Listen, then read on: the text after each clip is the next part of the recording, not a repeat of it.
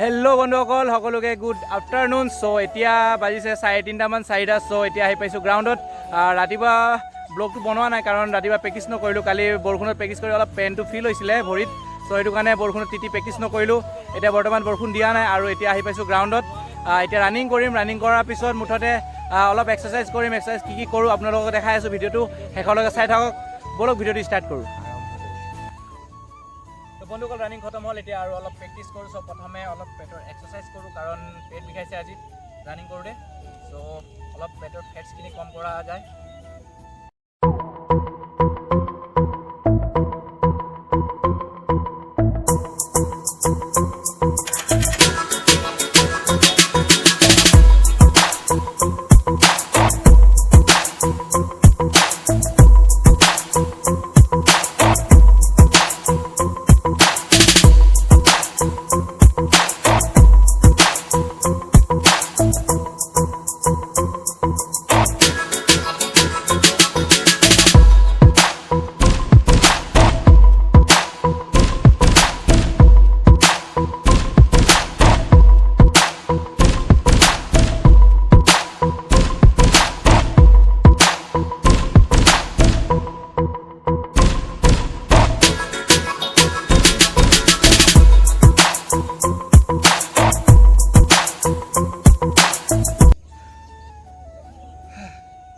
চ' ইয়াৰ পাছত অলপ ভৰিটো ফ্ৰী কৰি লওঁ। বহুত দিনৰ পাছত 3-4 মাহ পিছত লং জাম্প অলপ ট্ৰাই কৰিম। চাগে নেযাব লং জাম্প, তথাপিও এনে ট্ৰাই কৰোঁ আজি। তাৰপিছত কালিৰ পৰা লং জাম্পৰ ভিডিঅ' আপোনালোকক আপলোড দিম। এটা 1 উইকৰ চেলেঞ্জ এটা বনাম, শ্বেডিউল বনাম লং জাম্পৰ চেলেঞ্জৰ ওপৰত, লং জাম্পৰ প্ৰেক্টিছৰ ওপৰত। এটা ৰুটিন বনাম লং জাম্পৰ কালিৰ পৰা। চ' আজি এনে নৰ্মেলি লং জাম্পৰ প্ৰেক্টিছ কৰিম, হালকা 1-2টা মাৰিম। চ' আজি আপোনালোকে চাব কিমান মাৰোঁ কি মাৰোঁ। একচুৱেলি নেযায় চাগে 14-15 ফুট যাব নেকি, সেইটো নেযায় চাগে। চ' কালিৰ পৰা ভালকৈ প্ৰপাৰ লং জাম্প এক্সাৰচাইজ কৰিম। ত' আজি এনে নৰ্মেলি অলপ স্কট মাৰি লওঁ, ভৰিটো ষ্ট্ৰং কৰি দিওঁ না।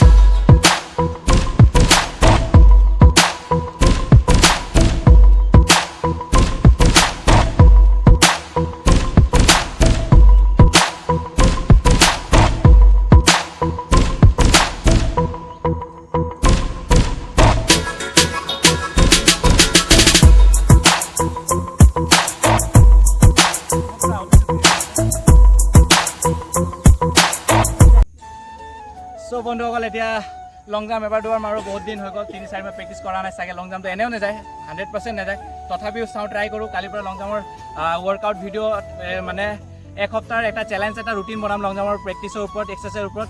চ' আপোনালোকৰ কাৰণে ইম্প্ৰুভমেণ্ট আনিবলৈ ভাল হ'ব। ভিডিঅ'টো চাব লং জাম্পৰ কাৰণে, আৰু মই নিজৰো ইম্প্ৰুভমেণ্ট কৰিম নিজৰ লং জাম্পটো বঢ়াবৰ কাৰণে। চ' ব'লক এবাৰ দুবাৰ লং জাম্পটো চাই থাকক আপুনি। চ' আমাৰ চিনটো হৈছে এইটো নৰ্মেলি। চ' ইয়াত কিবা এটা দি লওঁ। Go!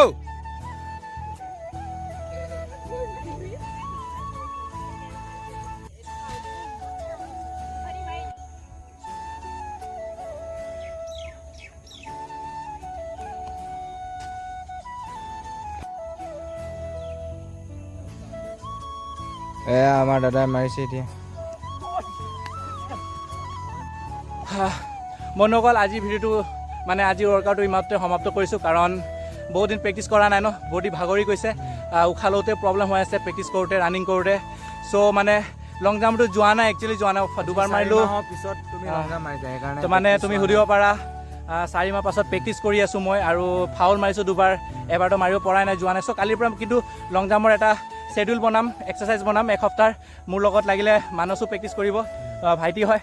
কৈ দিয়া আগত লং জাম্প কেনেকৈ গৈছিলে? আগত লং জাম্প বহুত ধুনীয়া গৈছিলে, প্ৰত্যেকবাৰ এক্সিলেণ্ট। হ'ব পাৰে এবাৰ দুবাৰ ফাউল, কিন্তু এতিয়া ৰখি দিয়াৰ কাৰণে আজি হেৰি হোৱা নাই। এটা সময়ত একেলগে এইখন গ্ৰাউণ্ডতে ফাৰ্ষ্ট ষ্টাৰ্টিং আমি ৰানিং কৰিছিলোঁ, আনিছিলে ইয়ালৈ, সদায় আনিছিলোঁ। ইয়াক নুঠে ৰাতিপুৱা, তথাপি জুই ৰচি উঠাই মেলি ফিল্ডলৈ আনো। মানে লাইফত এটা বস্তু ন, যদি আপুনি আগবাঢ়িব হয় ন, আপোনাৰ লগত মানে কাৰোবাক লৈ যাব লাগে, সহায় কৰিব লাগে।